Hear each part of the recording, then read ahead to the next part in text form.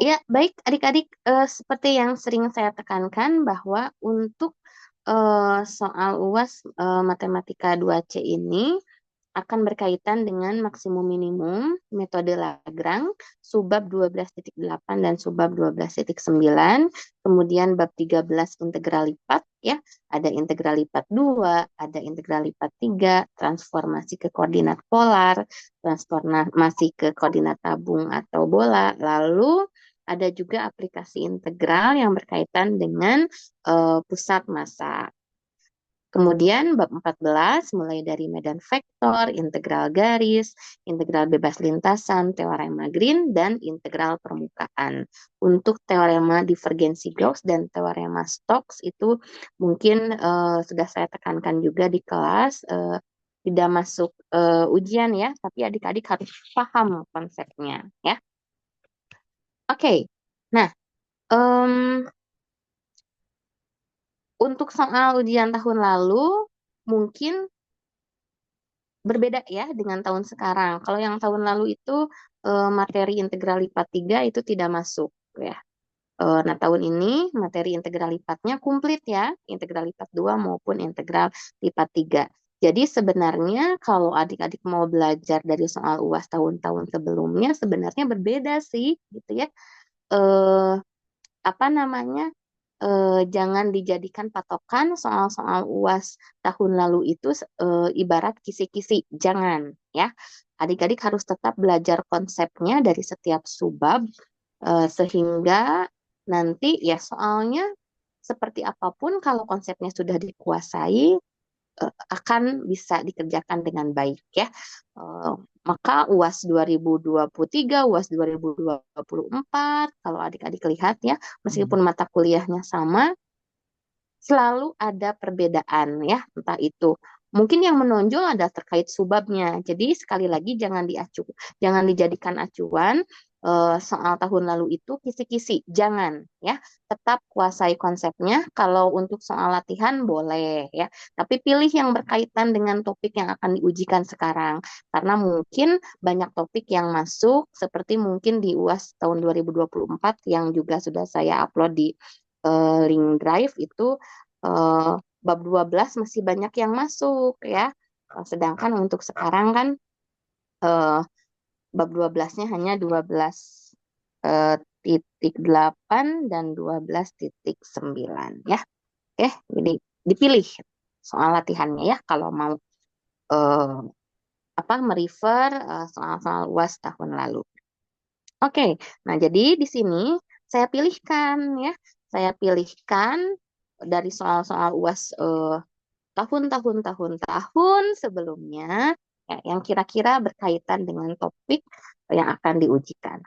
Baik, coba kita mulai dari soal berikut.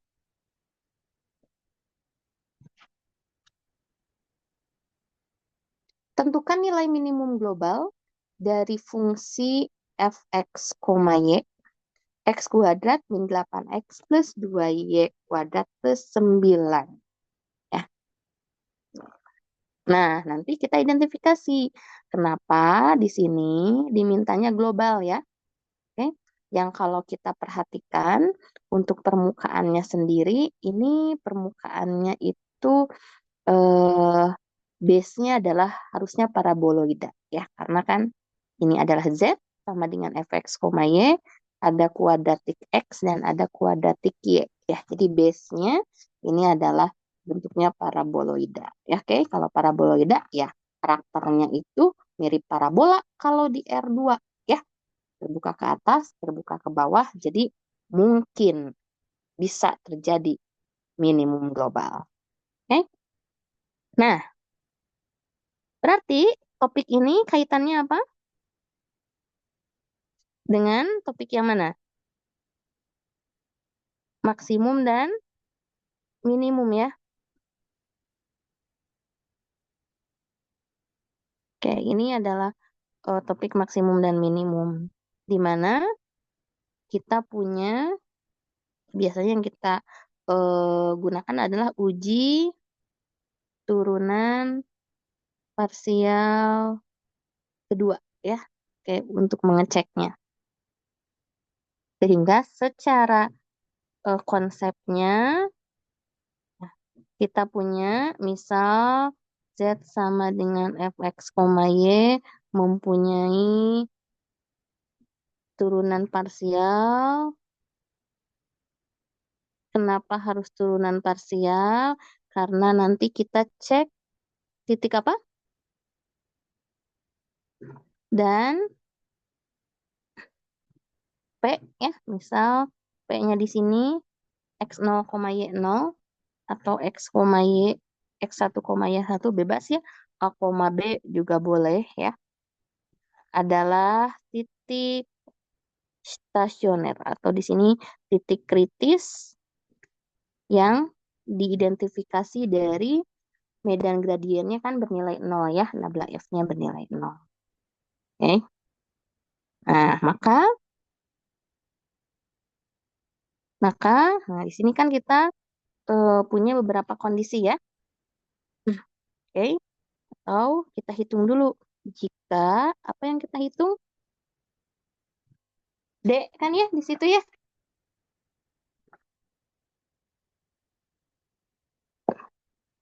Nah, D menghitung apa? Ada yang masih ingat?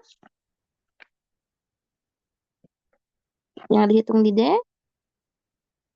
F, XX, di titik P kali FYY di titik P dikurangi FXY kuadrat di titik P ya.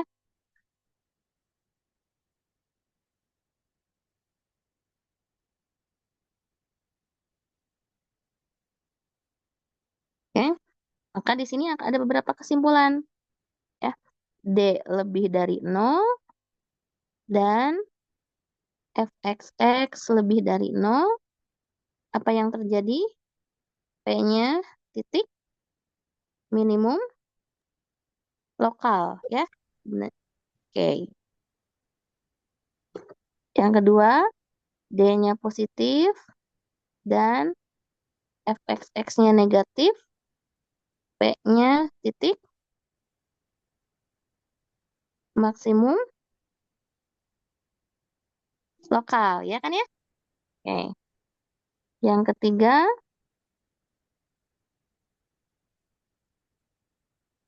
D-nya kurang dari 0, P-nya apa? Yang ingat? Lana. Lana, betul Raffi. Lana.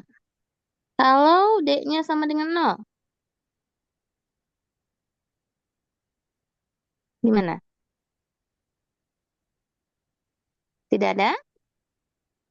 Oke, tidak dapat disimpulkan ya, atau tidak ada kesimpulan.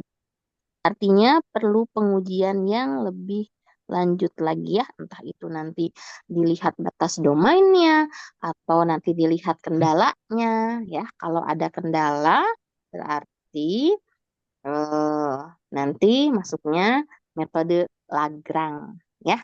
Nah, ini kan tidak ada kendala sebenarnya. Jadi kita melihatnya di keseluruhan domain sehingga identifikasi diuji turunan parsial keduanya, ya kita harus mendefinisikan yang namanya titik stasioner ya. Oke. Oke ya. Nah, ini materinya sudah kita review. Sekarang tinggal kita perhatikan berarti untuk penyelesaian soalnya di sini berarti kita cari dulu titik stasionernya. Mencari titik stasioner berarti kita perhatikan medan gradiennya. Ya, atau di sini medan gradien itu adalah nabla F ya. Medan gradien itu adalah nabla F. Oke, nabla F-nya berarti berisi turunan F terhadap X dan turunan F terhadap Y. Oke, nah kalau kita perhatikan dari fungsinya, turunan F terhadap X-nya apa?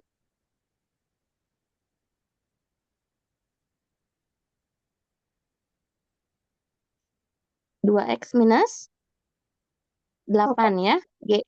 Y-nya konstan kan? Betul ya. Jadi saat Y-nya konstan, turunan F terhadap X adalah 2X minus 8. Sedangkan turunan F terhadap Y-nya adalah 4Y. nah, 4Y, betul. Jadi kita punya medan gradiennya ini adalah 2X min 8,4Y. Oke, ya, di mana untuk titik stasioner, nabla F itu sama dengan 0. Nolnya jangan lupa vektor di situ ya. Artinya 2X min 8,4Y ini sama dengan 0. Sehingga diperoleh 2X min 8 sama dengan 0 atau X-nya sama dengan 4 dan 4Y sama dengan 0 atau Y-nya sama dengan 0. Maka, nah, di sini kita hanya akan memperoleh satu titik kritis saja, ya. Sehingga titik stasionernya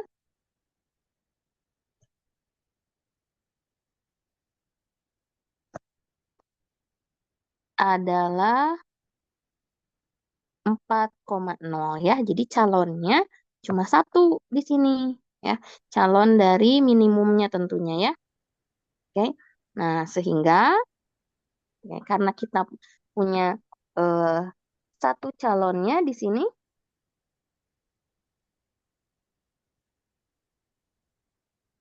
oke, tinggal kita masukkan untuk mengecek determinannya, maaf, diskriminannya ya, untuk mengecek D-nya. Nah, sebelum mengecek D-nya, berarti kita lihat dulu untuk turunan keduanya, ya. Oke, karena fx-nya itu adalah 2x min 8, maka turunan kedua terhadap x itu adalah 2, ya. Dan fy-nya adalah 4y, maka kedua turunan parsial kedua terhadap y itu adalah 4, ya. Nah, sedangkan untuk fx y boleh diturunkan dari fx kita turunkan terhadap y, atau fy kita turunkan terhadap x ya. Maka fxy-nya di sini jelas bernilai 0. Ya. Sehingga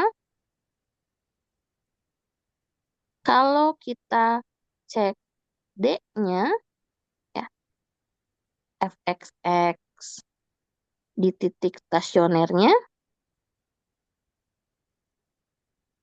oke, maka kita akan dapat fx-nya selalu konstan ya, 2. Jadi 2 dikali 4 min 0. Nah, maka D-nya di sini nilainya 8. Oke, D-nya kan positif ya. Nah, karena D-nya sudah positif, tinggal kita perhatikan di sini nilai fxx-nya ya. Dan fxx-nya di sini juga bernilainya 2 ya. 2 juga kan lebih dari 0. Maka berdasarkan uji turunan parsial kedua ya yang tadi eh, kita coba review. Jadi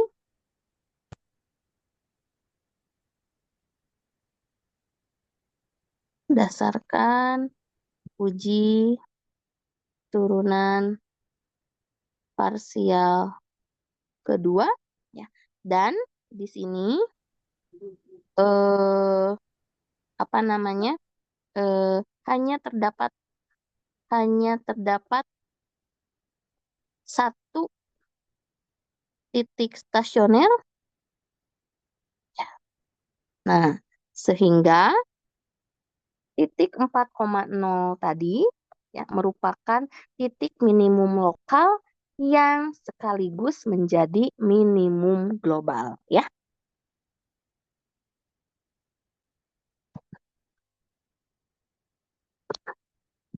Titik 4,0 adalah minimum lokal ya yang dapat dicek ya menjadi minimum global juga ya.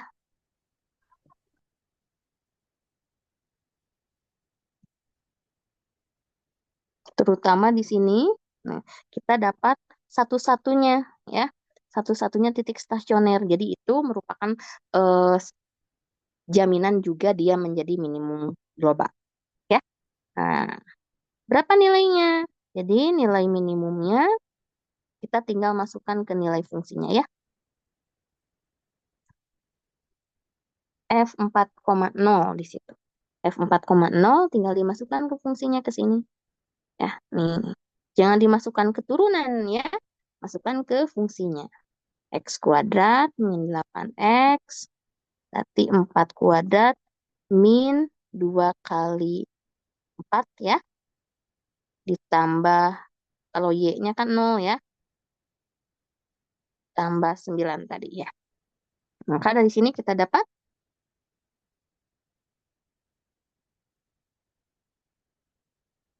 pada fungsinya. X kuadrat min 8, oh min 8X, sorry. Ininya berarti min 8 ya. X kuadrat min 8X tambah 2Y kuadrat tambah 9 ya. Jadi 16 kurangi 32 min 16 tambah 9 min 7. Ya, ini nilai minimumnya. Oke, ya. Jadi untuk pengaplikasian soal ini ya,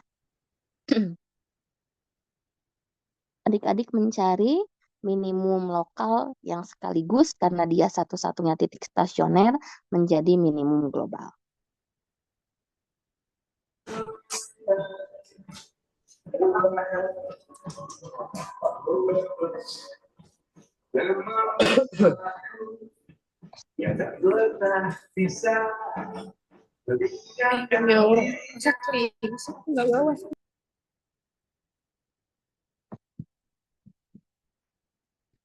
Oke, jelas ya?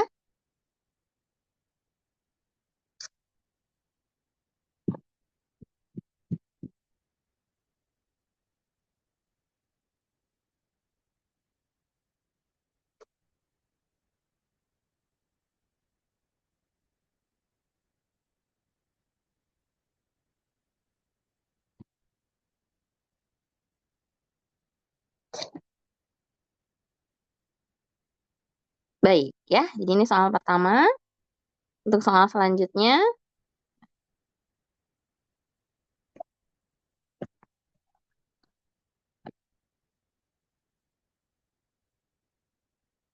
integral IPA 3 yang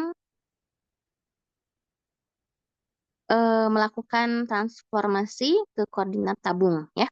Oke. Contoh perhitungan integral IPA 3-nya kan kemarin eh, sudah kita bahas ya. Bisa adik-adik lihat di catatan. Sekarang transformasinya.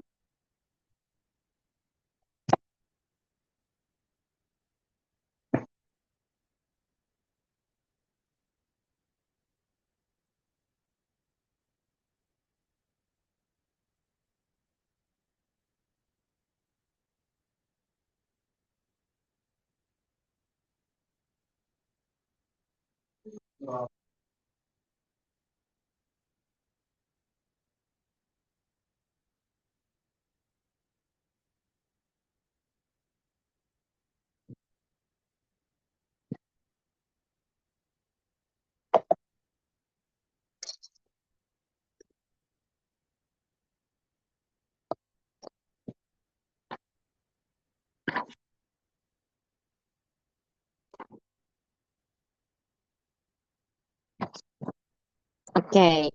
Kalau adik-adik terbayang, integral IPA 3 ini kan pasti batasnya sebuah benda ya. Ini batasnya sebuah benda. Di mana X-nya konstan, karena batas luar, min 5 sampai 5. Kemudian Y-nya, ini kurva bawahnya, ini kurva atasnya, ya. Nah, ini untuk permukaan Z-nya. Dari Z sama dengan 0 ke Z sama dengan X kuadrat plus Y kuadrat. Jadi, kalau kita perhatikan,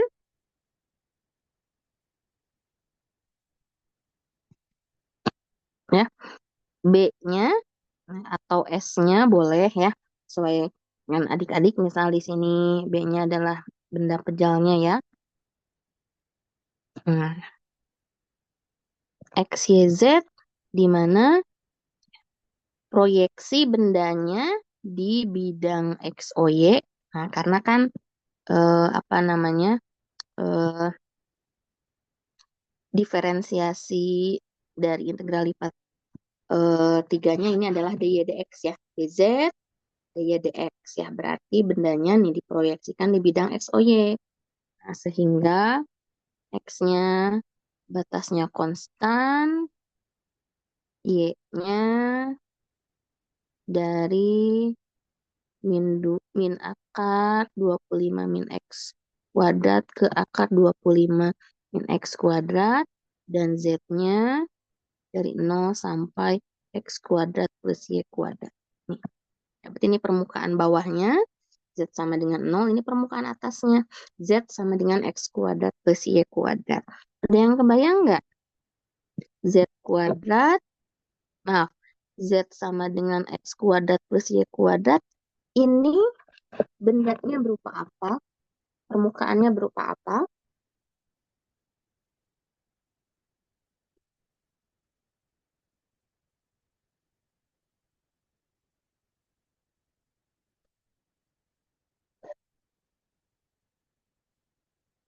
Hmm?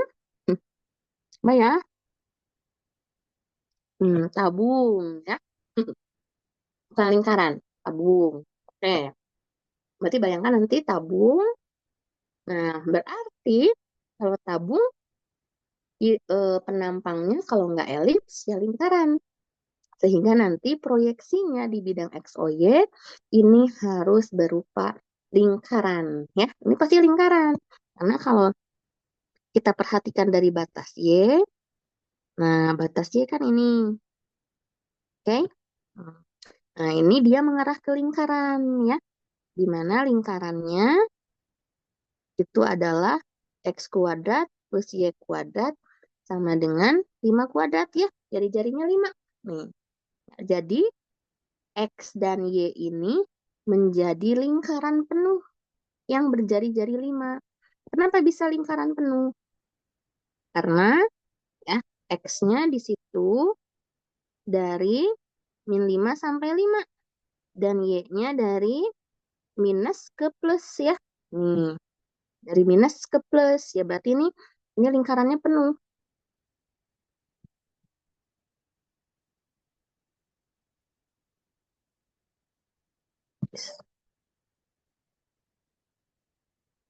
Nah, ya, oke. Ini lingkarannya penuh ya. Nih, X-nya dari min 5 sampai 5, Y-nya, ya, Y-nya nih dari bawah ke atas kan. Y-nya dari bawah ke atas. Nah, lingkaran yang bawah kan ini minus nih. Ini minus akar 25 min X kuadrat. Yang lingkaran yang atas kan ini yang plus ya.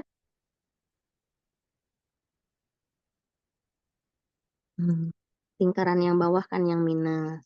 Sehingga memang secara keseluruhan proyeksi di bidang XOY-nya kita punya lingkaran berjari-jari 5 yang ini. Nah, adik-adik harus tahu koordinat tabung ini gampang banget kalau adik-adik sudah tahu polar. Karena koordinat tabung ini adalah polar versi 3D atau polar versi R3-nya. Ya, tinggal nambah batas Z aja, yang nanti batas Z ini kita konversi ke R theta ya. Sehingga kalau sudah punya polar, nah adik-adik kan pasti tahu nih ini polarnya ya. Sehingga kalau diubah ke polar yang asalnya X, Y-nya seperti ini, kita ubah ke polar itu menjadi R-nya 0 sampai 5 kan? Ya. Nih, R-nya 0 sampai 5. Ini R-nya ya, 0 sampai 5, dan tetanya adalah 0 sampai 2 pi. Karena kan dia lingkaran penuh. Oke, nah ini akan menjadi batas R dan theta di koordinat tabung. tinggal kita melihat ya. Tinggal kita melihat nih di R3 barangnya seperti apa. Karena kita sudah tahu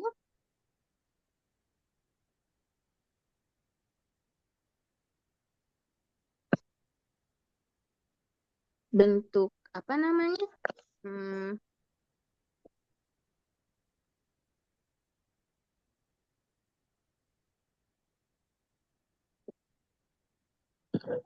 bentuk permukaannya kan di situ tabung ya.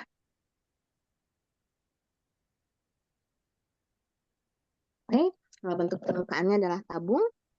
Nah, sehingga nanti batas Z ini, oke, batas Z ini tinggal kita ubah ke polar. Ya, kita tahu kan di polar itu adalah R cos theta, X-nya, Y-nya R sin theta, sehingga di sini untuk batas Z, Z sama dengan 0 itu tetap Z sama dengan 0, sedangkan Z X kuadrat plus Y kuadrat itu jadi R kuadrat. Ya, nah, maka dengan demikian, kalau kita ubah jadi koordinat tabung,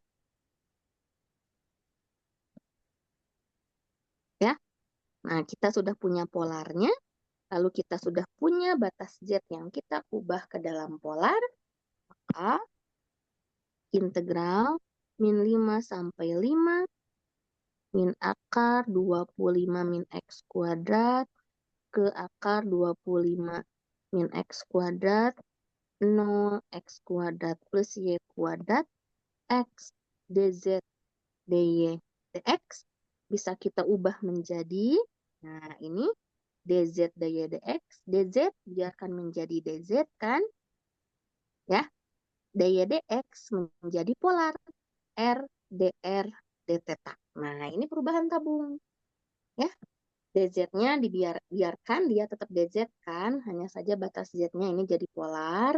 Nah dy dx, nah dy dx ini kan polarnya di sini nih ya, di mana dA atau dy dx ini berubah jadi r dr d theta. Jangan lupa ya. X-nya jadi apa? X-nya jadi r cos theta dong. Ya. Nah, X-nya kan jadi r cos theta. Nah, tinggal sekarang kita masukkan batas-batasnya. Batas theta, batas terluar berarti 0 sampai 2pi. R batas kedua berarti 0 sampai 5. Lalu batas Z yaitu 0 sampai R kuadrat. Nah, jadi sekarang kita punya. Nah, inilah konversi dari atau transformasi dari integral kartesius yang ini menjadi koordinat tabung. Ya, seperti itu.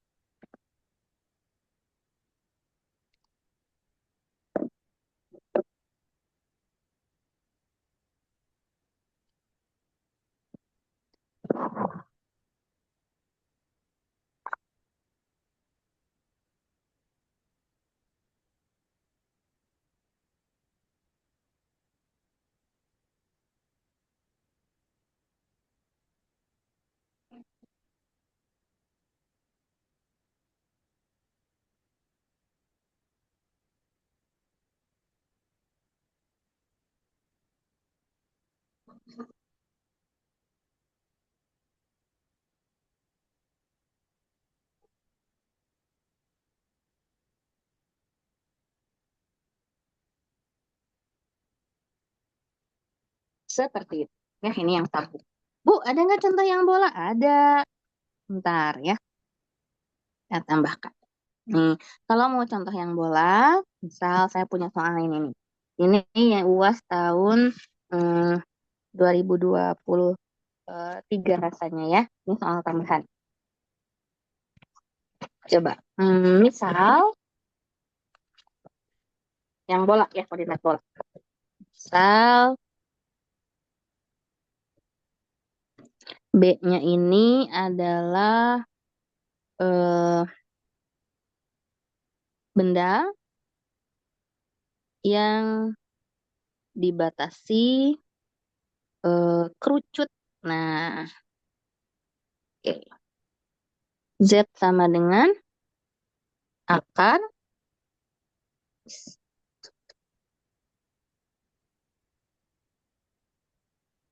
X kuadrat plus Y kuadrat dan di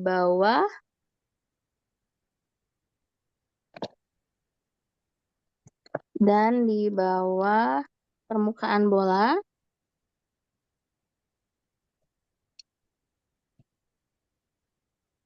x kuadrat plus y kuadrat plus z kuadrat sama dengan 16 ya. Jadi dibatasi kerucut, ini berarti kerucutnya ini di atasnya ya. Oke, ya. Jadi benda dibatasi benda gini kalimatnya. Benda berada di atas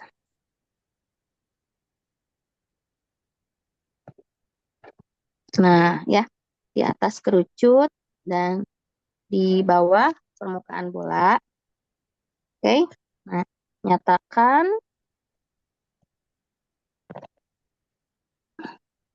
integral B 1/akar x kuadrat plus y kuadrat plus z kuadrat dv dalam koordinat bola.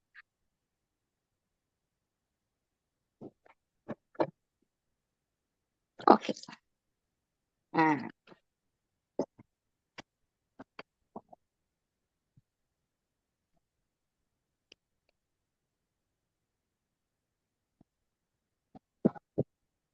jadi nanti kalau dibayangkan ini bendanya seperti kon es krim gitu ya adik-adik ya.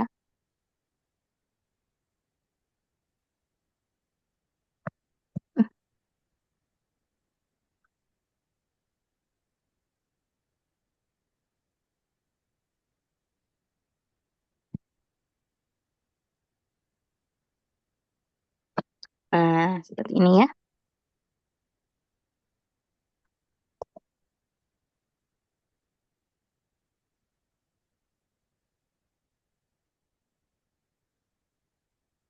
Oke, nah ini kerucut yang Z sama dengan akar X kuadrat plus Y kuadrat ya. Dan yang bagian atasnya ini yang bolanya. Nah, ya. Oke. Nah, sehingga kalau kita perhatikan di sini, jika akan dilakukan ke transformasi koordinat bola ya, maka ya kita harus tahu dulu nih, ini kan ada perpotongan ya. Oke, itu ada perpotongan. Di mana kalau misalkan kita lihat perpotongannya, maka perpotongan itu terjadi di Z sama dengan akar 8. Nah, kenapa? Oke, saya gambarkan dulu koordinatnya ya.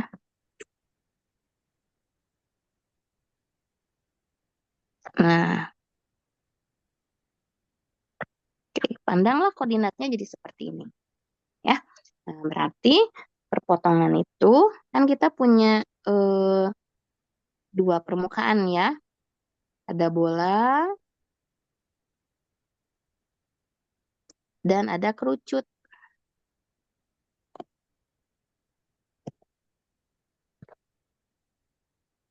Hmm, Jadi, kalau kita ukur perpotongan di sini, maka x kuadrat plus y kuadrat plus z kuadrat berarti akar x kuadrat plus y kuadrat dikuadratkan sama dengan 16. Jadi, dari sini kita punya x kuadrat plus y kuadrat kan sama dengan 8 ya. Di perpotongannya nih, bentuk lingkaran ini. Nah, ya, yang bentuk lingkaran ini, nah, itu adalah perpotongannya. X kuadrat plus Y kuadrat sama dengan 8. Karena dia berada di antara kerucut dan bola, ya berarti ini sama saja. Ya, dengan Z sama dengan akar 8. Karena kan Z-nya akar X kuadrat plus Y kuadrat. X kuadrat plus Y kuadratnya sama dengan 8. Berarti ini Z-nya sama dengan akar 8 ya. Jadi, nah, ini perpotongannya di akar 8. Lalu, bagaimana untuk theta, kemudian pi-nya di situ, ya. Theta, pi-nya ya. Nah, untuk eh, theta berarti di sini kita tahu ya, kalau kita proyeksikan ke bidang XOY, Maka di sini kita punya bayangan ya, satu lingkaran penuh. Ya, satu lingkaran penuh kan, yang biru ini kita proyeksikan ke bidang X, Y. Ya, satu lingkaran penuh. Berarti untuk theta itu sudah fix ya, 0 sampai 2 pi. Sedangkan untuk pi-nya, nah pi-nya ini kan dia sudut atau jarak terhadap sumbu Z positif ya. Nih untuk pi-nya. Nah, dan kerucut ini, ya, nah, kerucut ini persamaannya adalah Z sama dengan akar X kuadrat plus Y kuadrat, atau kalau kita pandang, ya, garis batas kerucut ini diibaratkan seperti garis Y sama dengan X ya, yang membagi suatu kuadran itu sama besar. Ya, nah sehingga kalau kita perhatikan, sudut yang dibentuk oleh sumbu Z positif dengan sebarang garis yang melalui kerucut ini ya, atau di sini sebarang garis yang misalkan sebarang titik yang melalui lingkaran juga boleh boleh gitu ya dilihatnya. Nah, ini sebesar pi per 4 ya. Jadi pi ini kalau kita perhatikan dia sebesar pi per 4. Maka kalau kita lihat pi-nya adalah 0 sampai pi per 4 di sini ya. Nah, kalau rho-nya berapa? Ya, rho-nya ini kan eh, rho-nya ini kan mengukur ya. Rho itu kan mengukur jarak dari titik pusat sampai dengan ke ujung benda. Nah, sampai dengan ke situ. Ini rho-nya. Nah, kalau rho berarti lihat ini. Ini kan bola berjari-jari, maaf, ini kan bola ya kesamaannya ini. Berarti jari-jari bolanya kan 4 ya. Nah, maka rho-nya itu adalah dari 0 sampai rho sama dengan 4 ya. Nah, sehingga kalau kita nyatakan, nah, integral ini melalui koordinat bola jadi 1 per akar X kuadrat plus Y kuadrat plus Z kuadrat dV itu akan menjadi 0 sampai pi per 4 ya. Kemudian 0 sampai 2 pi, 0 sampai 4. Ini masing-masing batas untuk rho, theta, dan pi. Kemudian 1 per akar. 1 per akar X kuadrat plus Y kuadrat plus Z kuadrat. Nah, di situ nanti berarti ini eh, kita lihat nih. Kita lihat ini sama dengan eh, 16 kan? Nah, berarti nanti tinggal dikonversi ya fungsinya yang ini. Nah, ya, ini fungsinya nanti tinggal dikonversi, berarti ini jadi fungsi atas rho, theta, dan pi, begitu ya. Nah, di mana dv-nya kan itu jadi pro sin pi, d rho, d theta, d pi. Ya, oke. Betul nggak? Saya sedikit lupa nih perubahannya.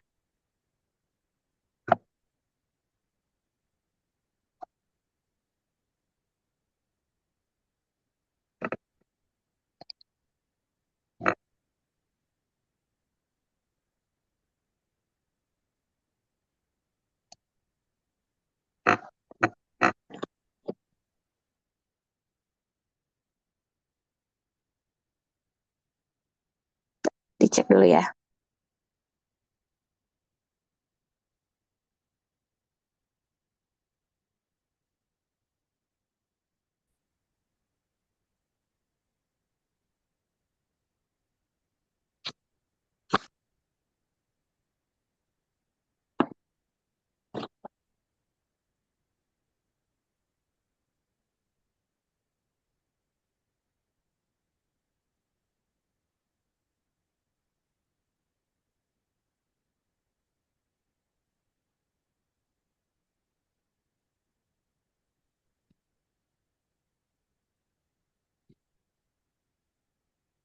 Oh, rho kuadrat. Maaf.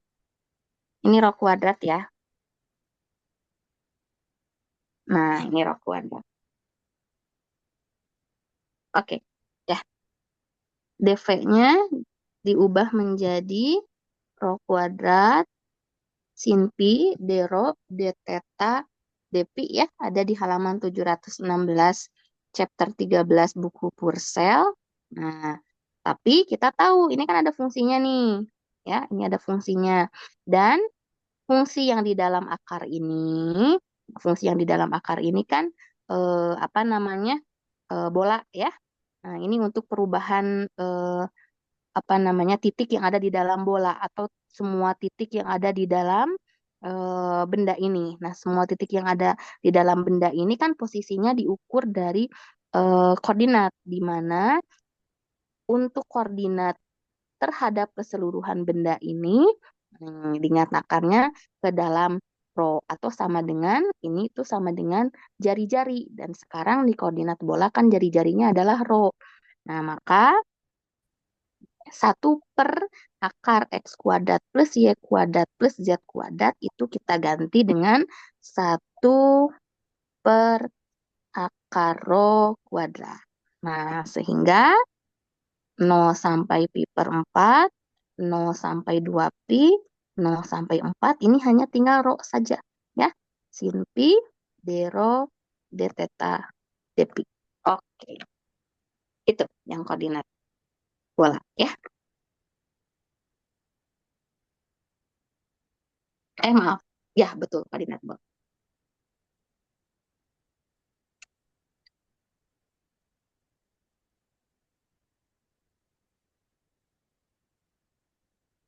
Oke,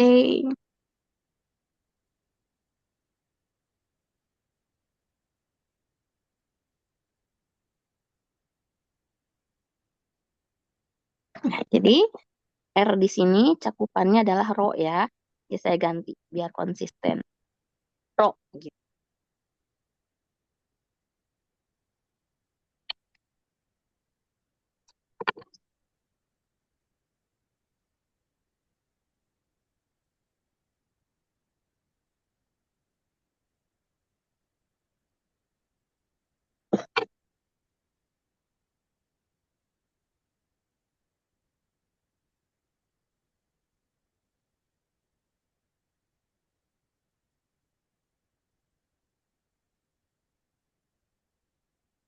Oke.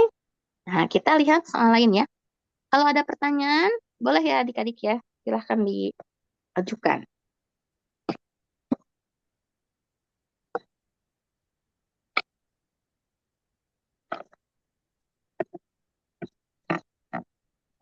Cuman nampaknya kalau belum ada pertanyaan, saya akan lanjut terus ke soal-soal berikutnya. Oke?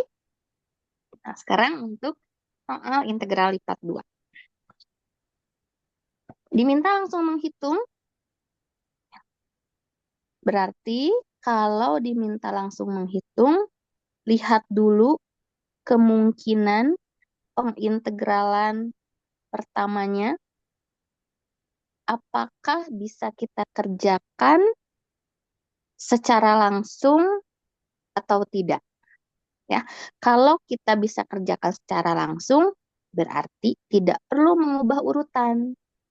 Tetapi kalau kita tidak bisa mengerjakan secara langsung, maka harus diubah urutannya.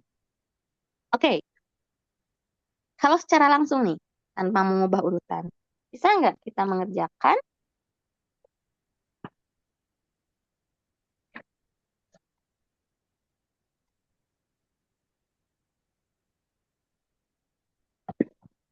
Tidak bisa ya?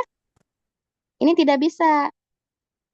Sin Y pangkat 3 plus 4 DY. Oke, ini nggak bisa ya. Kalaupun adik-adik pakai alat bantu, nah, langsung misalkan seperti Maple, GeoGebra, dan sejenisnya, oke, ini nanti hasil analitiknya akan keluar operator fungsi yang mungkin tidak familiar kita kenali ya. Jadi sin Y pangkat 3 plus 4 diintegralkan dulu terhadap DY itu tidak bisa secara langsung. Ya. Nah, maka di sini harus mengubah urutan. Ya.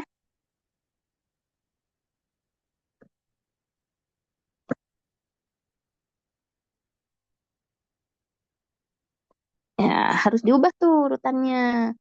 Ya, bukan terpaksa, tapi memang kalau tidak diubah urutannya kita tidak bisa mengerjakan ya.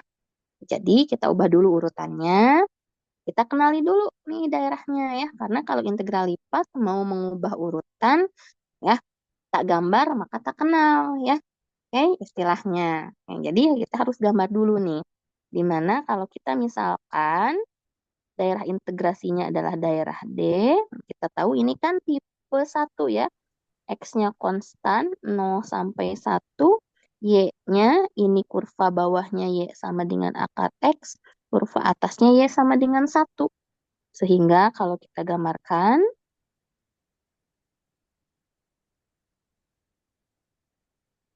ya, nih, kita punya berarti ini Y sama dengan akar X ya. Kemudian Y sama dengan 1.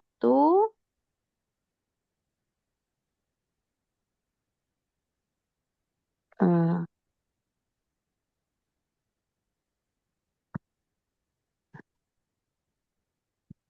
oke, sebenarnya nggak simetri. Sebentar, saya buat ini dulu ya. Nah, ini kan X-nya 0 sampai 1, akar X sampai Y sama dengan 1 ya. Hmm, baik. Nah, jadi daerahnya adalah yang di atas ini. Nah, nih daerahnya. Ya. Maka kalau kita akan mengubah, berarti kita ubahnya ke tipe 2, yang Y-nya konstan. Nih ya, yang Y-nya konstan tuh di situ. Jadi, dengan mengubah urutan, ya, dengan mengubah urutan, kita akan memperoleh daerah D-nya itu menjadi ya yang ini ya. Oke. Nah, Y-nya konstan dari 0 sampai 1 ya. Tapi X-nya kan dari kiri ke kanan ya. X-nya dari kiri ke kanan. Di mana sebelah kiri itu adalah sumbu Y atau X sama dengan 0. Dan sebelah kanannya nih ya, sebelah kanannya adalah Y sama dengan akar X. Kalau kita ubah jadi X sama dengan Y kuadrat. Ya, sehingga X-nya dari kurva kiri yaitu X sama dengan 0 ke kurva kanan yaitu X sama dengan Y kuadrat. Ya, oke. Jadi gambar ya, gambar ini suatu yang wajib kalau menurut saya jika melakukan pengubahan urutan pengintegralan ya, wajib ada gambarnya supaya kita tidak salah ya menentukan batas-batasnya ya. Nah, seperti itu. Oke. Jadi kalau mau mengerjakan soal ini harus kita ubah dulu urutannya ya. Yang asalnya DY dx menjadi 0 sampai 1, 0 sampai Y kuadrat, 3 sin Y pangkat 3 plus 4 dx dy. Ya. Jadi integralnya terhadap dx dulu. Karena yang di dalam integral ini semuanya bergantung atas Y, maka kita anggap sebagai konstanta. Ya. Sehingga 3 sin Y pangkat 3 plus 4 dx itu hasilnya adalah 3 sin Y pangkat 3 plus 4 X ya. Evaluasi 0 Y kuadrat. Oke, maka apa yang kita dapatkan? 3Y kuadrat sin Y pangkat 3 plus 4 DY. Ini bisa kita gunakan substitusi. Ya, ini adalah substitusi. Metodenya substitusi dengan memisalkan U-nya Y pangkat 3 plus 4 yang di dalam sin ya. DU-nya adalah 3Y kuadrat DY. Nah, kita kan punya 3Y kuadrat DY. Berarti ini adalah sin U DU. Eh,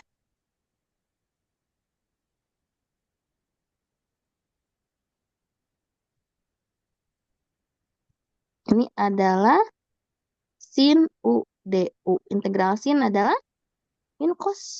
Ya. Nah, U-nya kita masukkan lagi jadi min cos Y pangkat 3 tambah 4 di situ. Maka tinggal kita masukkan. Hasilnya min cos Y pangkat 3 tambah 4 dievaluasi di 01. Jadi kita punya min cos 5 min plus cos 4. Sudah selesai. Ya, seperti itu.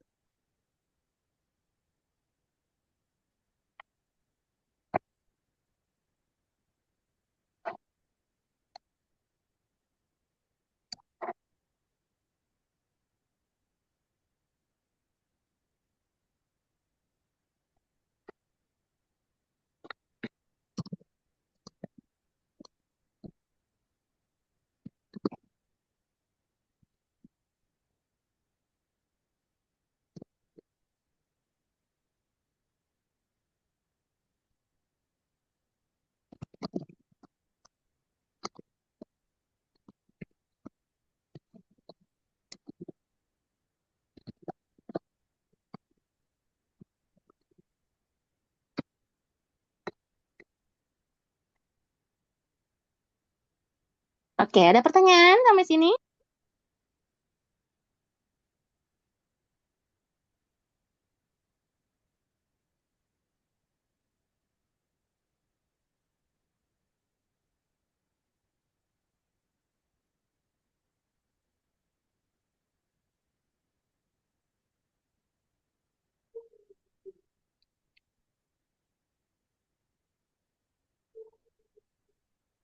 Aman ya?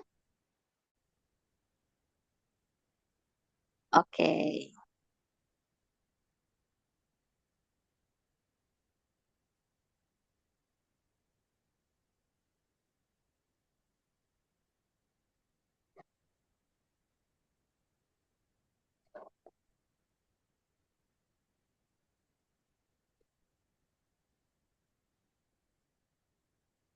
Oke, lanjut. Soal lain? Nah,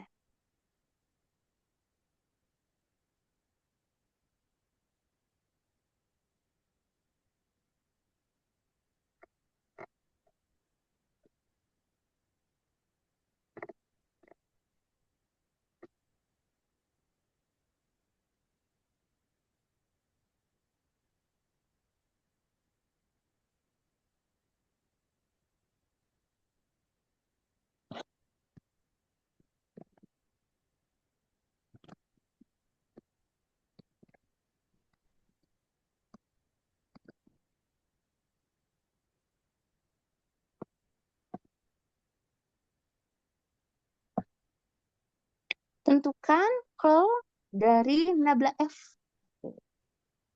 Adik-adik familiar dengan nabla F apa? Hmm. Nabla F ini medan gradien ya.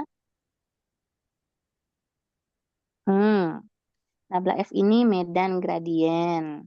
Jadi, jadi kalau kita membentuk medan vektor, ya, medan vektor F dari medan gradien berarti medan vektornya sama dengan medan gradien. Nah, kondisi ini apa sih?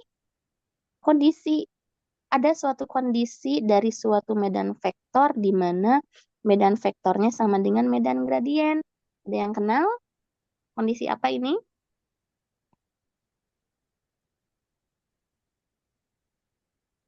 Nanti saya kasih nilai 100. Kondisi apa? Coba. Medan vektornya sama dengan medan gradien.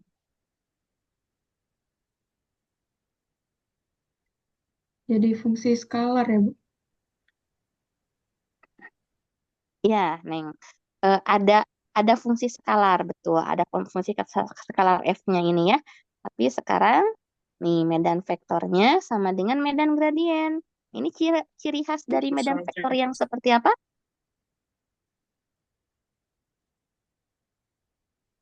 Ciri Konservatif. khas medan vektor yang ya Konservatif. konservatif. Betul ya. Oke. Nah, lalu kita diminta cari curl-nya. Nih, kita diminta cari curl-nya. Kan medan konservatif, ciri khasnya gimana curl-nya? Hmm? Medan konservatif, ciri curl-nya gimana? Nol. No. Betul, ya, nol. Jadi, kalau misalkan ya, adik-adik diminta mencari curl dari medan vektor, ya, itu berarti, maaf, curl dari medan gradien, karena ini kan medan gradiennya jadi medan vektor kan, ya. Nah, medan vektor yang sama dengan medan gradien yaitu yang konservatif. Nanti kalau cari curlnya ini pasti nol, ya.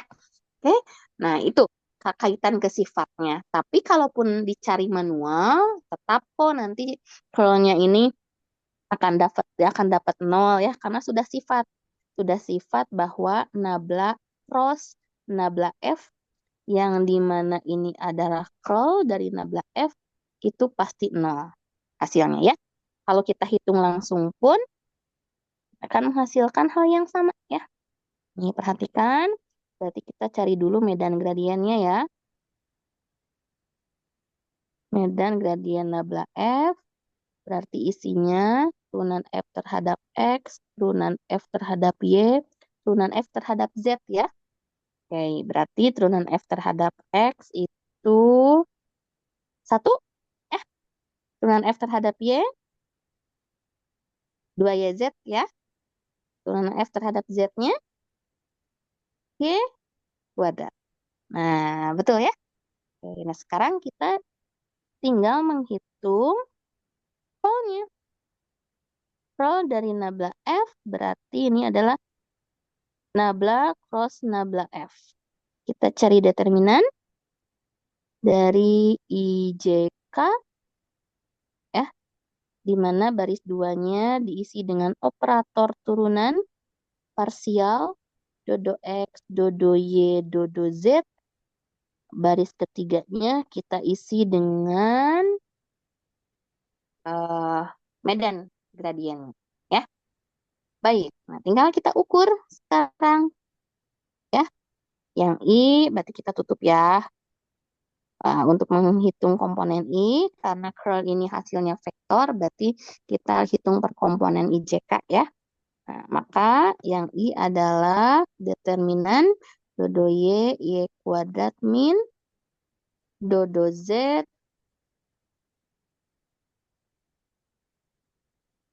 dari 2YZ. Oke, ini yang I. Yang J minus ya. Tutup yang J. Yang J minus karena posisinya baris 1 kolom 2 ganjil ya. Penandaannya kalau ganjil kan min 1. Oke. J berarti ini dodo X dari Y kuadrat. Dodo Z dari 1. Oke. Plus K. Sekarang tutup kolom 3. Berarti determinannya adalah dodo X dari 2YZ min dodo Y dari 1. Oke. Nah, kalau dihitung kan ini jadinya I 2Y min 2Y ya. J 0 min 0. K 0 min 0 juga. Jadi kita dapat di sini pasti vektor 0 ya. Tuh, sesuai dengan sifatnya. Ya, sesuai dengan sifatnya. Nah, kalau divergensinya gimana? Kalau divergensi nggak 0 ya. Oke, kalau divergensinya di sini belum tentu 0 ya. Curlnya saja yang sifatnya 0. Tapi kalaupun nanti divergensi juga hasilnya 0 ya nggak masalah gitu ya. Oke. Divergensi nanti hasilnya 0 ya nggak masalah ya. Kita hitung saja divergensi nabla F-nya. Berarti kalau divergensi itu dot ya. Kalau divergensi kan itu dot. Nih. operatornya dodo X, dodo Y, dodo Z ya, operator lambda, dot nabla F-nya 1, 2 YZ, Y kuadrat ya. Nah, kalau divergensi belum tentu 0. Nah, berarti ini dodo X 1 tambah dodo Y 2 YZ tambah dodo Z Y kuadrat. Nah ya, ini didotkan. Ya, ini kali ini ditambah dodo Y 2 YZ dodo Z Y kuadrat. Ya, ini 0, ini 2Z ya. Oke, dodo Y dari 2 YZ adalah 2Z, dodo Z dari Y kuadrat adalah 0. Berarti, nah hasilnya 2Z ya. Jadi divergensi belum tentu 0 ya. Divergensi dari medan gradien belum tentu 0. Tapi kalau curlnya itu pasti 0. Karena di saat medan gradien kita buat menjadi medan vektor, itu kan medan vektor konservatif ya. Sifat medan vektor konservatif kan curlnya 0 ya. Jadi sesuai dengan sifat. Oke.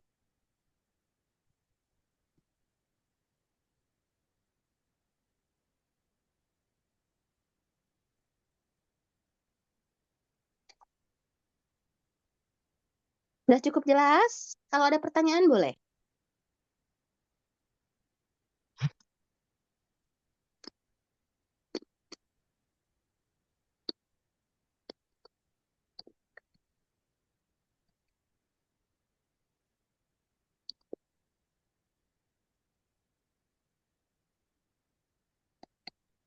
Bu, maaf mau nanya Bu. Iya, ideal. Tadi saya masih belum terlalu nangkep itu dapat vektor F sama dengan nabla F-nya itu dari mana ya Bu? Oke.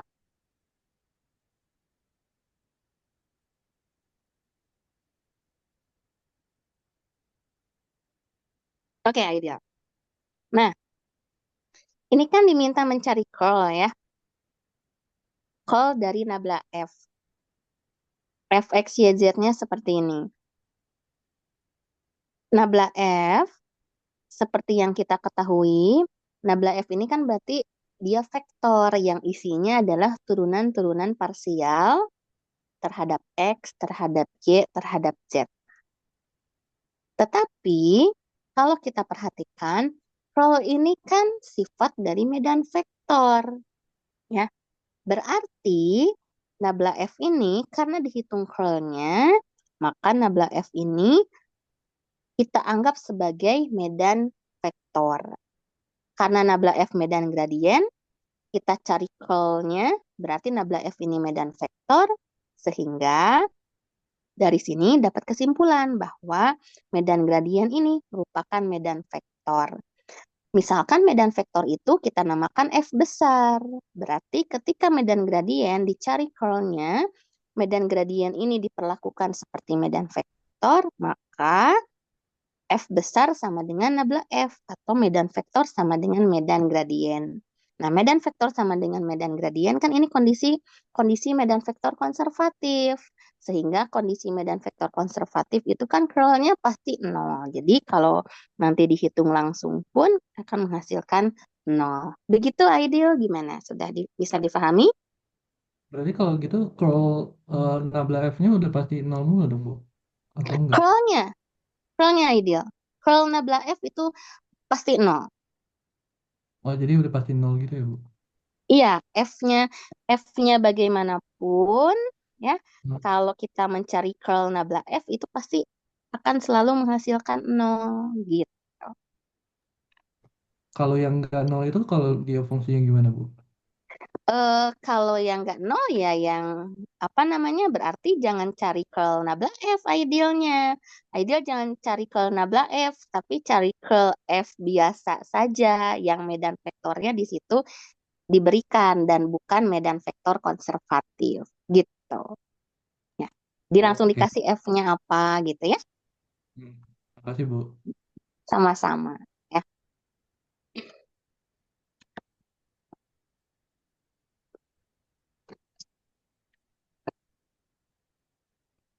Nah, jadi curlnya di sini yang pasti 0 ya.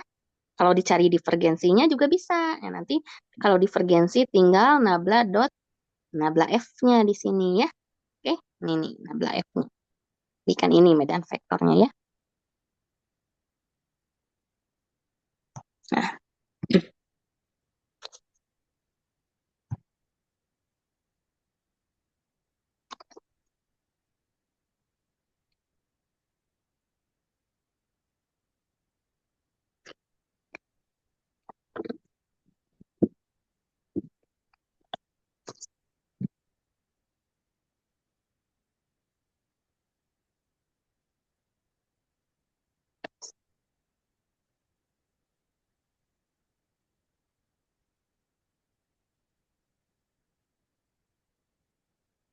oke, kita lihat soal lain. Nih,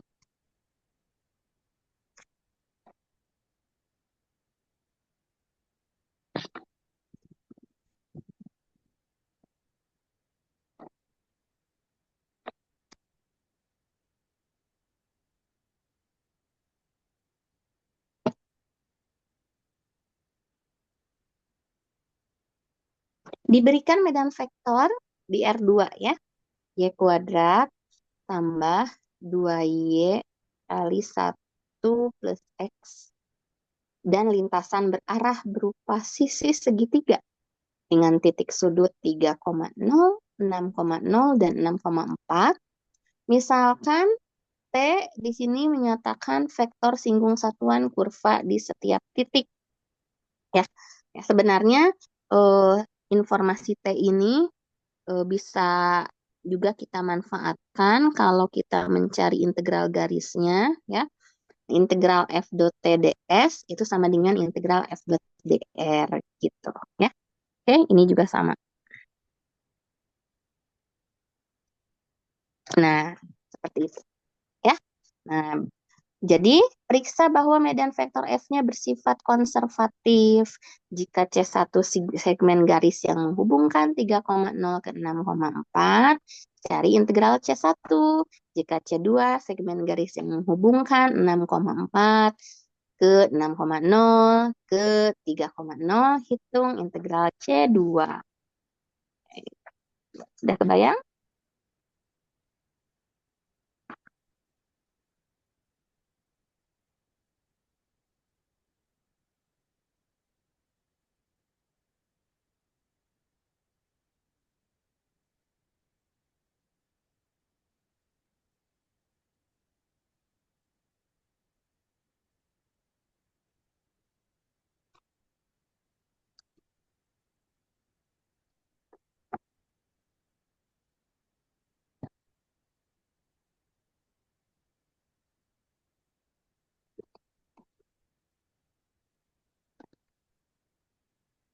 Oke, kita periksa dulu konservatifnya ya.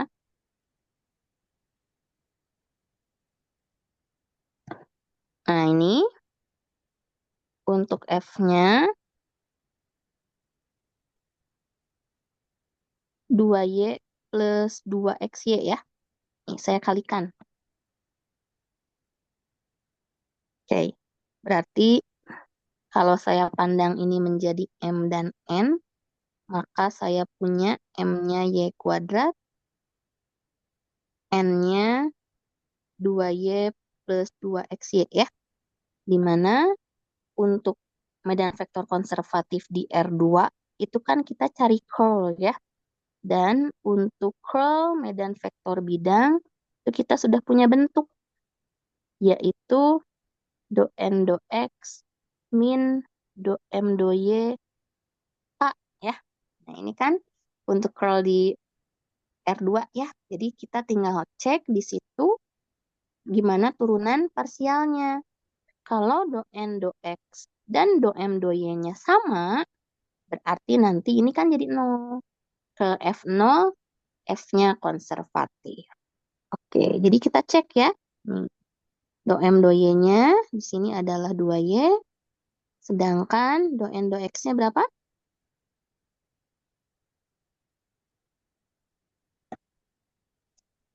2Y juga ya. Hore, sama ya. Nah, do n, do x, dan do m, do y-nya sama, berarti nanti kalau dimasukkan, kita akan dapat relnya 0. Ya, akibatnya F-nya konservatif. Oke.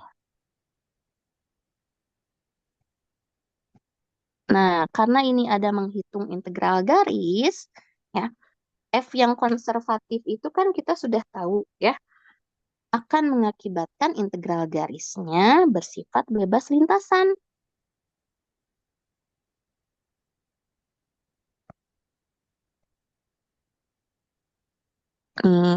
Integral garisnya ini bersifat bebas lintasan. Jadi, kalau bersifat bebas lintasan, kita boleh memanfaatkan bahwa perhitungannya menggunakan TDK, ya, atau perhitungan dengan TDK ini menggunakan prinsip evaluasi fungsi skalarnya, ya. Fungsi skalar kan, di mana integral f dot dr itu kita pandang dari titik awal ke titik akhir, ya. Titik awal ke titik akhir, sehingga hasilnya adalah fungsi skalar dievaluasi di titik akhir kurangi titik awal. Nah, maka boleh kita mencari di sini untuk fungsi skalarnya, ya. Untuk fungsi skalarnya kita cari dari sifat konservatif.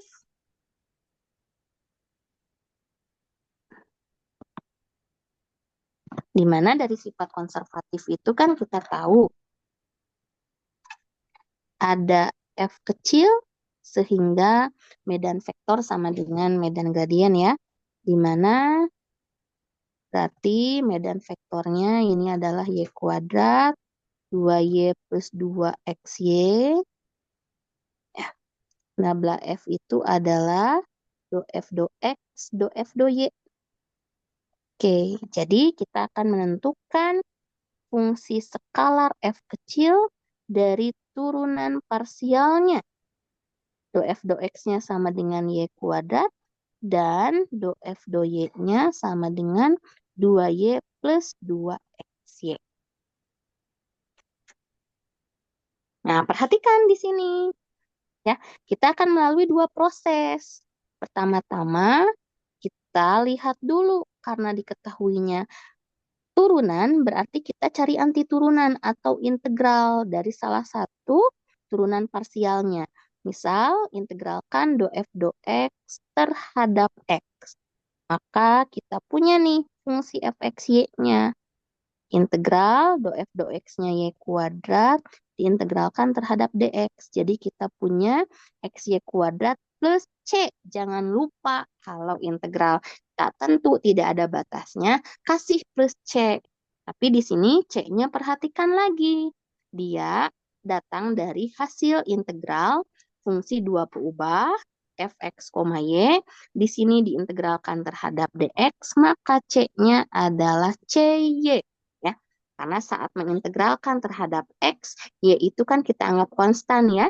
Jadi di sini integralkan terhadap dx, C-nya CY. Nanti kalau adik-adik mengintegralkan do F do Y terhadap Y, boleh. Berarti nanti tambahnya adalah tambah CX di sininya, ya. Nah, apa itu CY? CY dilihat dari proses kedua. Turunkan fx, y yang sudah diperoleh ini terhadap y. Karena kita punya nih do f do y di sini. Jadi, kalau kita turunkan do f do y dari hasil fungsinya, kita akan punya 2xy plus c aksen y yang dimana turunan ini sama dengan dari turunan yang diketahui nih. 2y plus 2xy. Jadi, mestilah C aksen Y-nya itu adalah 2Y. Jadi, CY itu secara keseluruhan adalah Y kuadrat plus K. Ya, dengan K-nya adalah sebarang konstanta. Akibat dari pengintegralan kan, diketahuinya turunan, ya berarti di sini anti turunannya adalah keluarga kurva. Ya, oke. Sehingga apa itu fx, y-nya?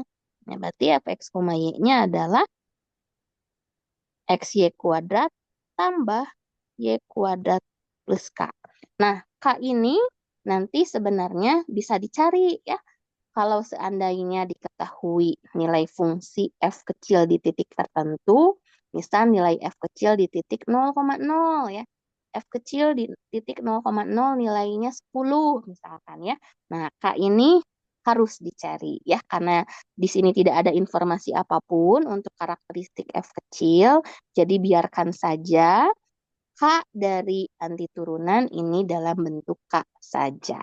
Ya, seperti itu. Nah, selanjutnya, oke, karena kita sudah punya F kecil, berarti untuk menghitung integralnya tinggal kita perhatikan. Ya, tinggal kita perhatikan di situ. Misal untuk nomor B ya. Nih, C1-nya segmen garis yang menghubungkan 3,0 ke titik 6,4. Oke. C1-nya segmen garis dari 3,0 ke 6,4. Oke. Kalau digambarkan,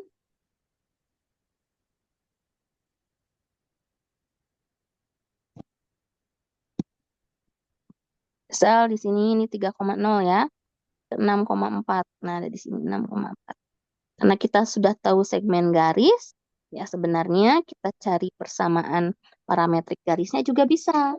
Namun di sini kan kita sudah tahu F-nya konservatif ya. F-nya konservatif, integralnya bebas lintasan.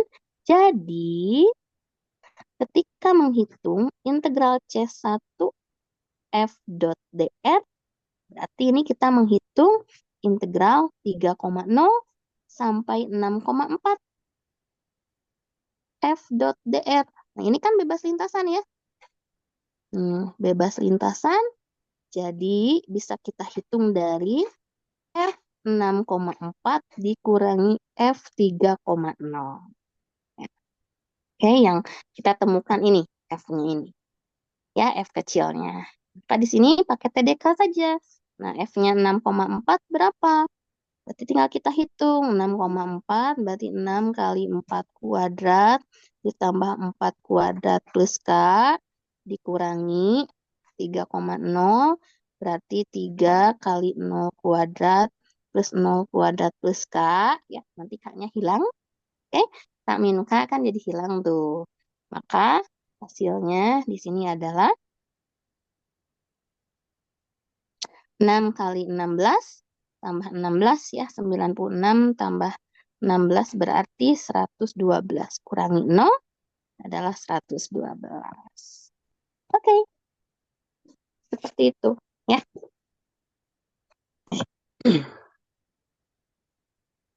Ya, bebas lintasan kan F-nya konservatif ya.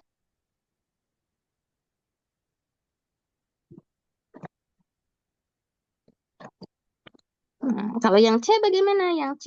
Nih, yang C, C2-nya segmen garis yang menghubungkan 6,4 ke titik 6,0 dilanjutkan ke titik 3,0. Oke, kita gambarkan dulu ya.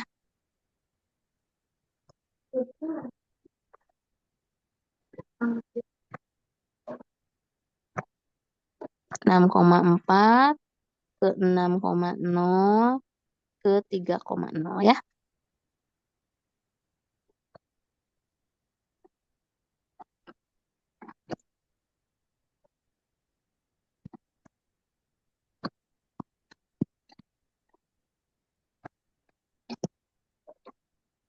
6,4 ke 6,0 dulu.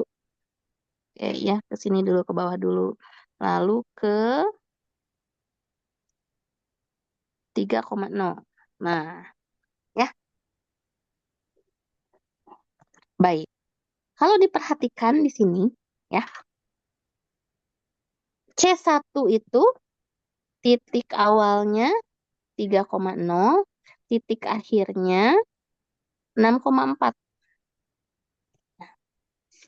Untuk yang nomor C, titik awalnya 6,4, titik akhirnya 3,0.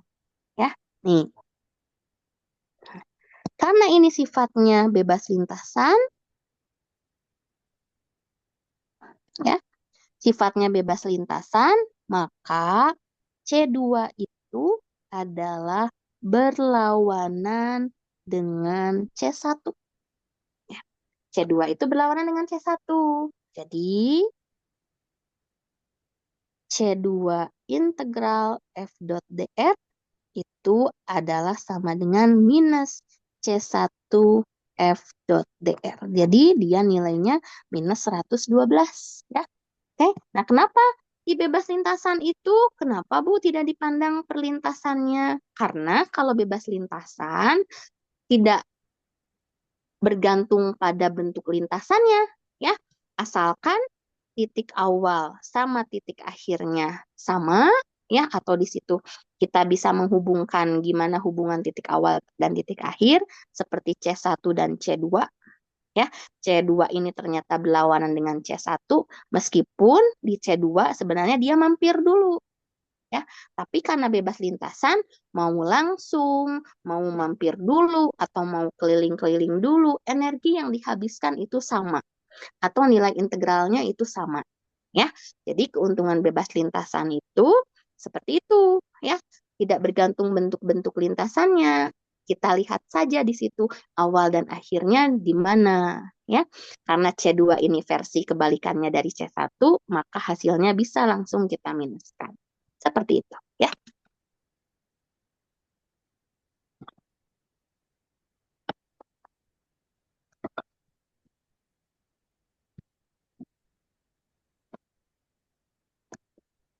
Oke, ya, begitu.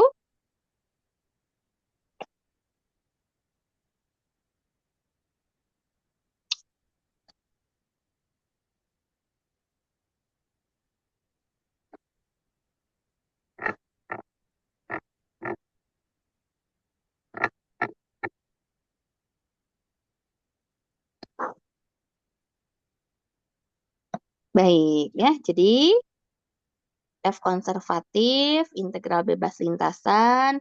Jika integral bebas lintasan, kita bisa memanfaatkan eh, TDK, ya, di mana adik-adik cari fungsi skalarnya, evaluasi di titik akhir, kurangi di titik awal.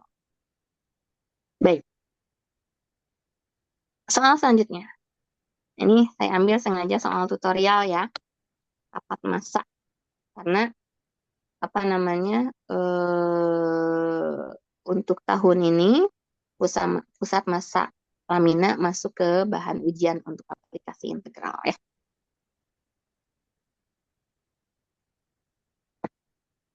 Oke, masa Lamina, ya.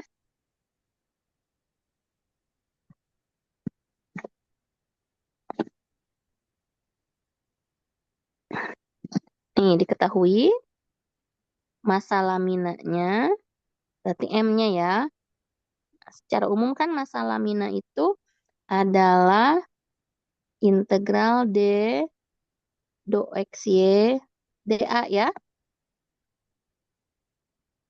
Di mana di soal ini diberikan min 3 sampai 3, 0 sampai akar 9 min X kuadrat plus Y kuadrat, DY dX. Oke, nah jadi dari sini terlihat, ya. Ini rumus umumnya. Oke, ini rumus umumnya. Jadi kalau diminta menentukan delta, berarti tinggal kita sesuaikan saja.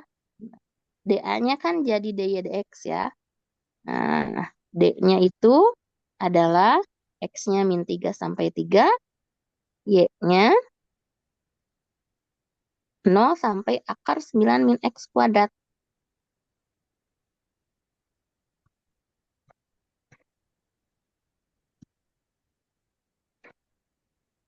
Oke, nah jadi terlihat di sini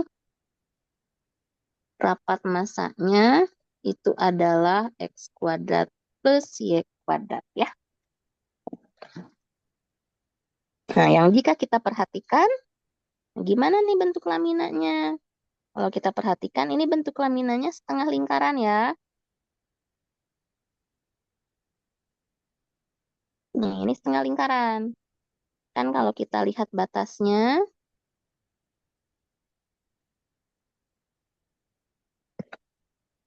nih, batas ini kan jadi X kuadrat plus Y kuadrat sama dengan 9 ya.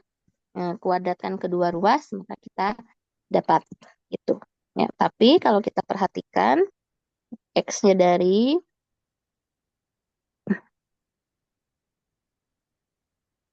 Nih, X-nya dari min 3 sampai 3. Oke. Nah, Y-nya dari Y sama dengan 0 ke Y sama dengan akar 9 min X kuadrat ya. So, ini adalah lingkaran berjari-jari 3. Nah, jadi laminanya yang ini nih. Lamina D-nya.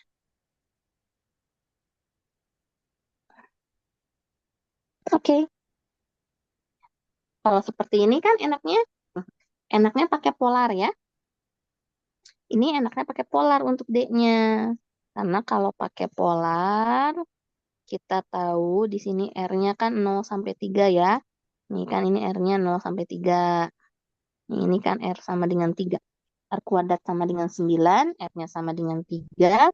Karena setengah lingkaran, berarti tetanya diputar sebesar 180 derajat atau 0 sampai pi.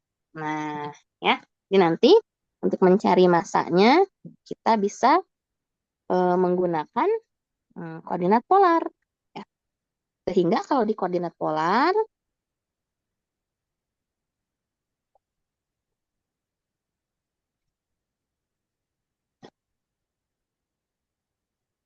total massa yang kita punya, min 3 sampai 3, 0 sampai akar min 9 X kuadrat plus Y kuadrat DY dx, itu menjadi 0 sampai pi, 0 sampai 3, X kuadrat plus Y kuadrat jadi R kuadrat, DY dx jadi R dr d theta. Ya. Sehingga kalau rapat massanya dalam polar, ini adalah R kuadrat. Ya. Tuh. Ya. Ini jadi R pangkat 3. dr d theta. R pangkat 3 seperempat. R pangkat 4 ya. Nah, 81/4. Jadi kita punya 81/4 pi ya untuk massa totalnya. Nah, pusat massa kan kita cari X bar dan Y bar ya. Nah, X bar itu berarti momen terhadap Y dibagi massa total. Sedangkan Y, kalau Y ini kan, nih, kalau misalkan kita pandang pusat massanya di sini, ya. Nah, X bar itu kan X itu berarti dia jarak terhadap sumbu Y ya. X itu kan horizontal. Oke, horizontal ya. Jadi dia momennya terhadap Y. Kalau Y itu kan dia vertikal ya. Jadi di momen terhadap sumbu X. Nah, momen terhadap sumbu X dibagi massa total. Jadi kita tinggal mencari momen terhadap sumbu Y dan momen terhadap sumbu X-nya. Oke.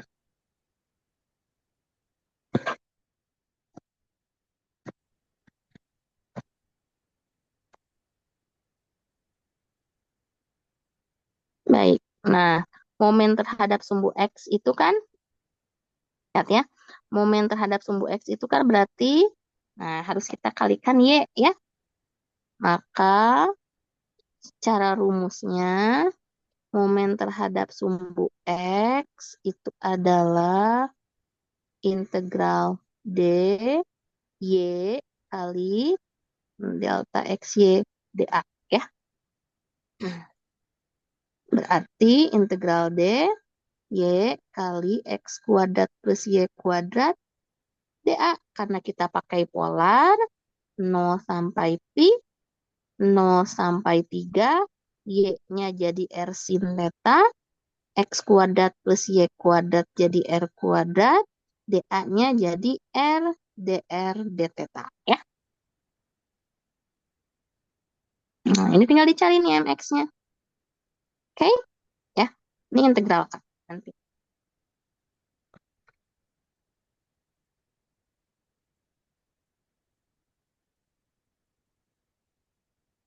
Ya. Nah, yang momen terhadap sumbu Y,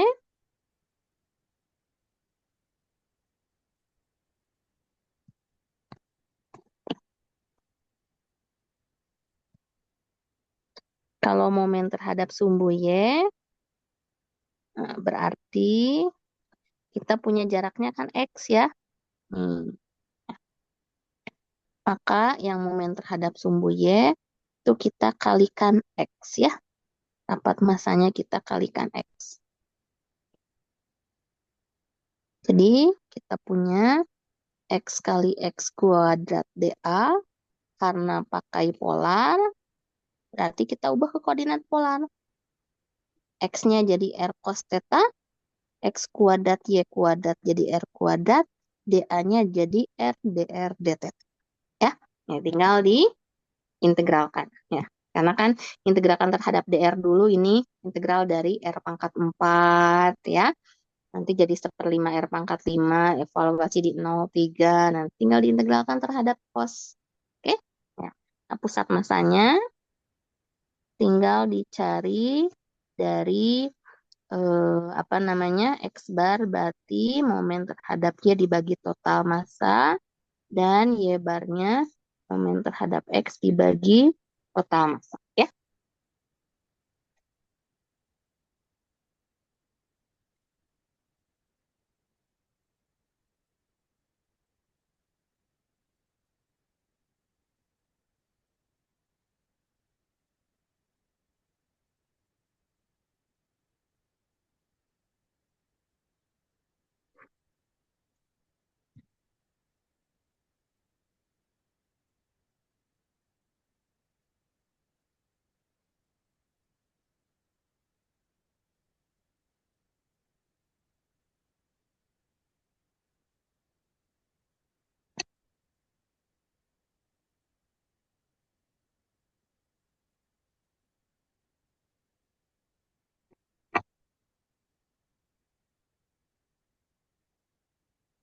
Baik, ada pertanyaan?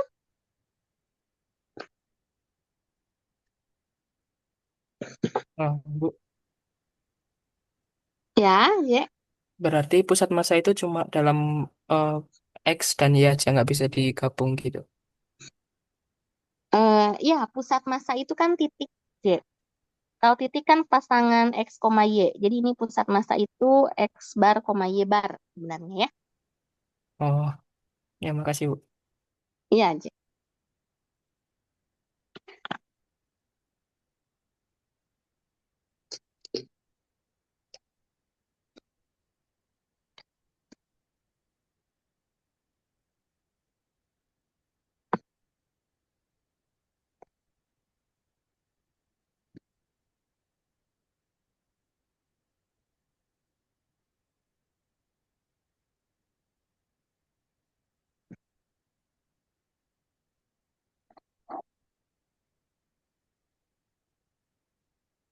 Oke, jelas ya? Baik, coba. Nah, ada 2 soal lagi. Nah, yang satu lagi integral garis rasanya. Nah, ini bolehlah kita bahas ya. Nah, ini gimana? Ini ada masalah maksimum minimum ya, tetapi di sini ada kendalanya. Nah, berarti kalau ada kendalanya, ini adalah metode Lagrange ya. Nih, dia metode Lagrange. Oke, diberikan fx, y sama dengan x kuadrat tambah 4XY tambah Y kuadrat. Kendalanya, GXY-nya itu adalah X min Y sama dengan 6 atau X min Y min 6 sama dengan 0. Ya. Oke. Nah, dengan metode Lagrange, berarti kita cari hubungan atau cari titik kritis.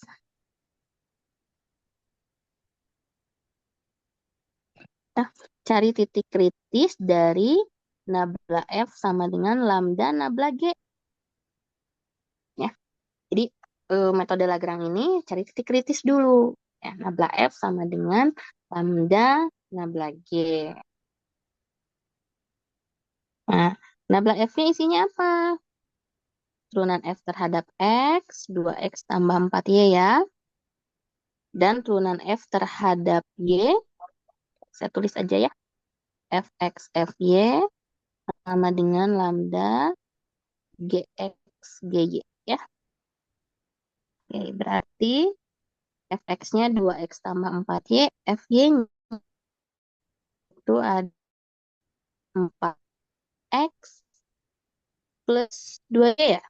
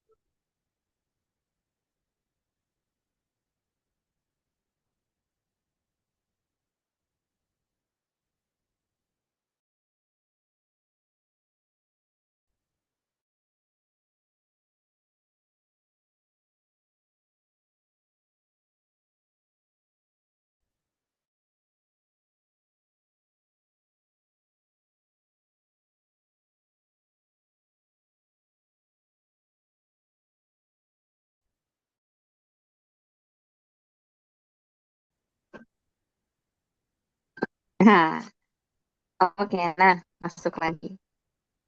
Surat saya masuk ya.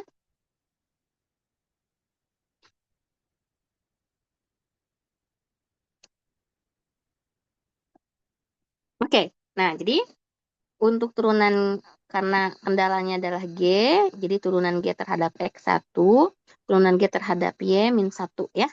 Nah, jadi dari sini kita akan dapat 3 persamaan yang harus diselesaikan, yaitu 2X tambah 4Y sama dengan lambda. Yang kedua, 4X tambah 2Y sama dengan minus lambda. Dan yang ketiga adalah kendalanya. Ya, atau dari sini kita langsung tuliskan saja X min Y sama dengan 6 atau X min Y min 6 sama dengan 0. Ya.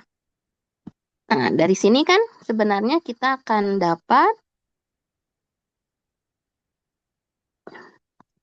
lambda itu 2X plus 4Y. Sedangkan min lambda itu adalah 4X plus 2Y. Ya. Maka jelas dari sini kita bisa membuat 2X plus 4Y itu sama dengan min 4X plus 2Y. Ya. Jadi dari sini akan ada hubungan 6X. Ya. 6X sama dengan min 6Y. Atau X-nya sama dengan min Y. Oke nih. Nah, dari hubungan ini kita bisa menentukan karena kalau kita substitusi ke kendala ya, nih kan ini persamaan 1, ini persamaan 2, kita dapat hubungan ya. Berarti titik lengkapnya kita lihat di persamaan 3. X min Y min 6 sama dengan 0, X-nya itu sama dengan min Y, jadi kita punya min 2Y min 6 sama dengan 0 ya. Oke. X-nya min Y, berarti min Y, min 2Y, min 2Y, min 6 sama dengan 0, berarti Y-nya sama dengan minus 3. Ya, karena Y-nya sama dengan minus 3, X itu kan sama dengan min Y, berarti X-nya sama dengan 3. Sehingga kita dapat titik kritisnya di sini hanya satu, yaitu 3, min 3. Ya, karena di sini langsung diminta menentukan minimum. Oke, ya berarti titik kritis satu-satunya ini adalah penyebab minimum. 3, min 3 akan menyebabkan minimum.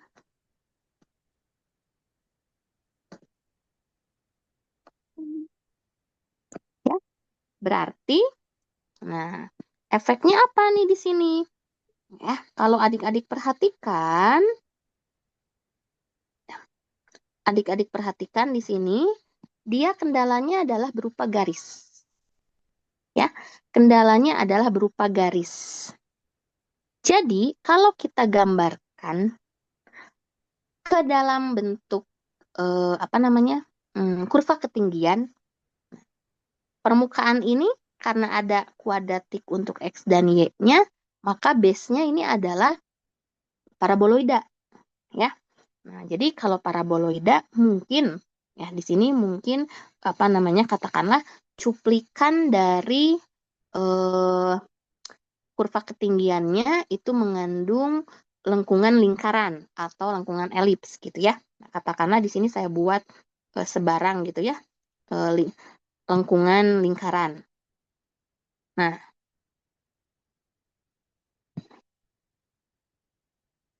oke, nah, seperti ini.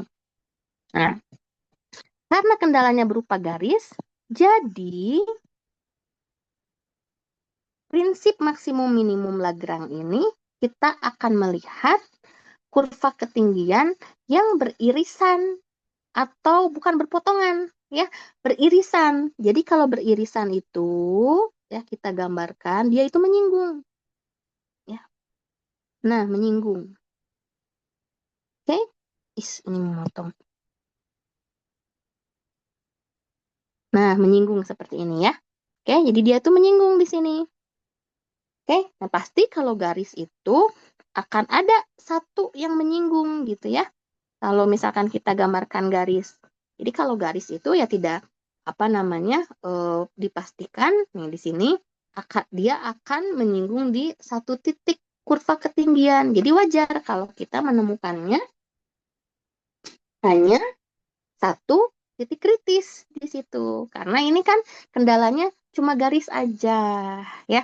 Kendalanya cuma garis aja. Tidak mungkin kalau garis itu dia bisa menyinggung di dua kurva ketinggian sehingga dapat beberapa titik yang kritis yang berbeda. Ya, pasti cuma satu, ya. Oke, ada satu kurva ketinggian di situ yang disinggung. Nah, disitulah letak titik 3, min 3. Ya. Nah, jaminan minimum itu berarti kalau kita perhatikan ya, XY-nya ini semakin besar. Oke. Nah, karena XY-nya di sini semakin besar, berarti ya ketika kita melihat kurva ketinggian yang lain semakin besar XY-nya ya. Nah, maka ini pasti posisinya paling kecil. Begitu ya. Jadi, jaminan minimum itu akan terjadi. Ya, kurang lebih begitu penjelasannya ya. Hanya saja secara teoretis ya adik-adik bisa mengaplikasikan metode Lagrange. Ya, di sini nabla F sama dengan lambda nabla G.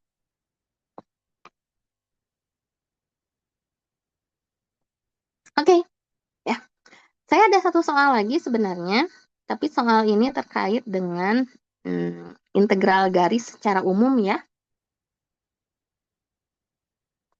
Integral garis secara umum dan juga teorema Green.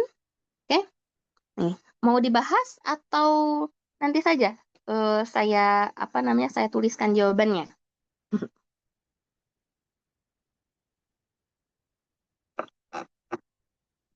Nah, ini boleh adik-adik coba aja ya. Oke, ini boleh adik-adik coba aja. Nanti saya akan bantu menuliskan jawabannya ya. Jadi adik-adik bisa tetap bisa mempelajari dari catatan review hari ini. Oke? Ya, cukup dulu ya karena sudah pukul 11. Saya stop dulu recordingnya.